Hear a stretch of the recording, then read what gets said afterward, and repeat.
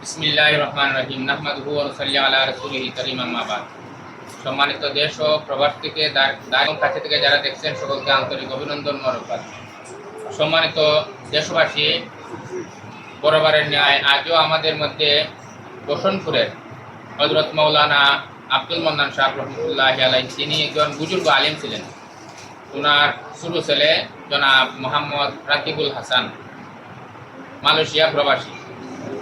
আমাদের এখানে এতিম মিসকিন অসহায় যারা আছে তাদের মধ্যে এই পরিবারটা প্রায় সময় সহযোগিতা করে আসতেন। তো এই সুবাদে আমাদের মাঝে গত কয়েকদিন আগে 3100 টাকা প্রেরণ করছেন। তিনি 3100 টাকা পাঠাইছেন একজন এতিমা মেয়েকে দেওয়ার জন্য, শিক্ষার্থীকে দেওয়ার জন্য।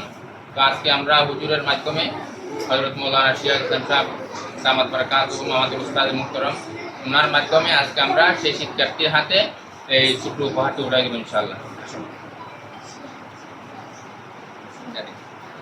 আমাদের শিক্ষার্থী মুসাম্মদ আলফা আক্তার, ওনার আব্বা মারা গেছেন, ওনার জন্য সবাই দোয়া করবেন। বিশেষ করে হযরত মাওলানা আব্দুল মান্নান সাহেব রহমতুল্লাহি আলাইহি, আল্লাহ তাআলা যেন ওনার কবরকে নূর দ্বারা ভরে দেন, ওনাকে যেন আল্লাহ জান্নাতের সর্বোচ্চ মুকাম দান করেন। আর প্রবাসে আছেন আমাদের রাকিবুল হাসান, ওনাকে যেন আল্লাহ হায়াতে তৈয়্যিবা দান করেন, হালাল রুজি করার তৌফিক দান করেন। সকলে আমিন। আসসালামু আলাইকুম ওয়া রাহমাতুল্লাহি ওয়া বারাকাতুহু।